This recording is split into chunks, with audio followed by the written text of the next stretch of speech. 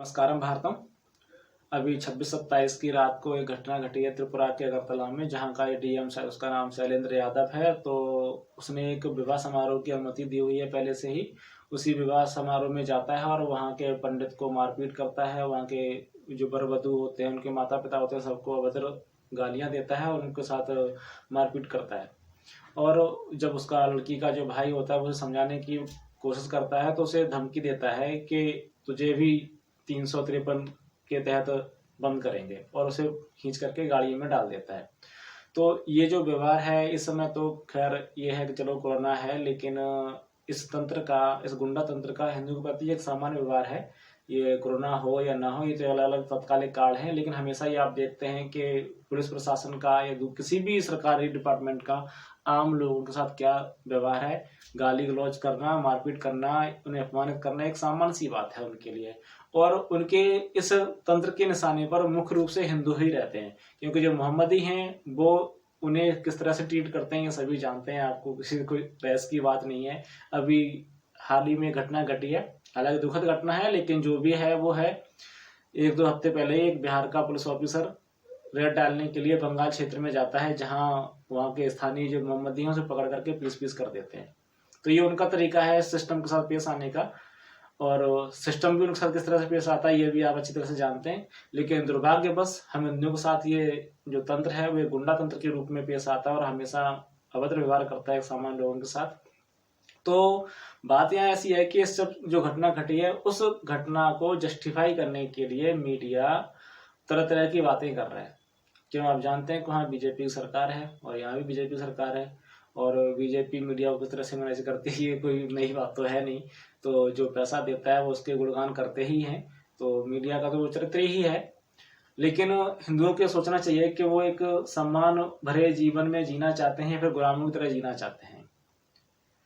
यदि कोई सरकारी अधिकारी, पुलिस वाला, कोई भी किसी भी पोस्ट पर रहा व्यक्ति तुम्हारे साथ आकर के व्यवहार करता है, बदतमीजी करता है, मारपीट करता है, तो आप उसका प्रतिरोध क्यों नहीं करते? यदि वो किसी चीज की धमकी देता है कि भाई कानून की धमकी देता है, माना कि कानून में आप सही होने के बाद भी वो तंत्र ही ऐसा है कि आपको झूठे आरोप लगा करके उसमें फंसा देगा और आपको दंडित करवा देगा, तो ठीक है, करवाए दंडित।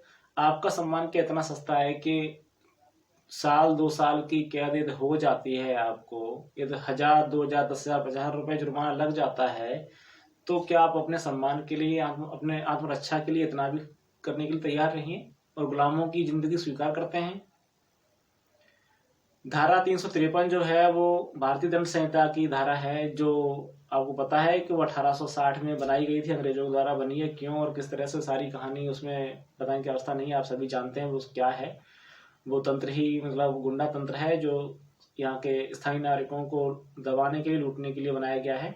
उस विस्तार में नहीं जाना, लेकिन उस धारा में भी क्या है, यदि आप किसी सरकारी कर्मचारी को उसकी ड्यूटी पर उसके साथ अभद्र व्यवहार करते हैं, मारपीट करते हैं, तो वो लागू होता है। हालांकि उसे ये अधिकार, किसी भी अधिकारी को आपके साथ अभद्र व्यवहार करने का, मारपीट करने का राइट नहीं है, लेकिन आप जब से करेंगे तो वो उसमें यही लगाएं कि हम तो ड्यूटी कर रहे थे और आपने उसका प्रतिरोध किया, इसलिए आपको दंडित किया जाता है। तो ठीक है, तो दंड कितना है उसमें जान लीजिए। हमें कानून से डरने की नहीं, बल्कि उसे समझने की, जानने की आवश्यकता है, और उसके अनुसार एक सभ्य नागरिक की तरह अपने आत्मसम्मान के लिए प्रतिरोध करना, अपनी आत्मरक्षा करना, और उसके संदर्भ में ऐसे सरकारी गुंडों को पीटना कोई अपराध नहीं है। भले ही वो आपको दंडित कर दें, सजा दे दें। तो मैं आपको सजा बता दूं कि जो ये आईपीसी एक्ट जो है, ये है भारतीय दंड संहिता। इसकी जो धारा 353 है, इसमें क्या है कि आप ऐसा करते हैं तो अधिकतम आपको 2 साल की सजा होनी है, और अधिकतम जो आर्थिक दंड लगेगा, जुर्माना लगेगा, वो 20,000 से 50,000 के बीच हो सकता है।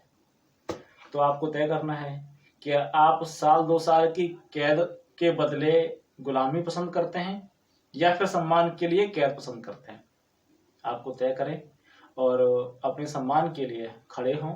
और लास्ट में जो एक सलाह कि मोहम्मदियों से बिल्कुल उनकी तरह नहीं, लेकिन कुछ तो उनसे सीखें कि वो सिस्टम के साथ किस तरह से पेश आते हैं, और उसके बाद सिस्टम के साथ किस तरह से पेश आता है।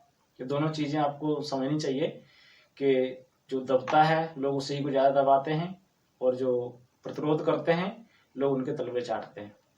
आज के लिए बस इतना ही। सभी हिंदुओं को मैं बार बार कहना चाहता हूँ कि वो चीज़ों को समझें, तंत्र को समझें और इस गुंडा तंत्र के विरुद्ध अपने आप समाज रक्षा के लिए खड़े हों और वो तय करें। आज के लिए बस इतना ही। नमस्कार।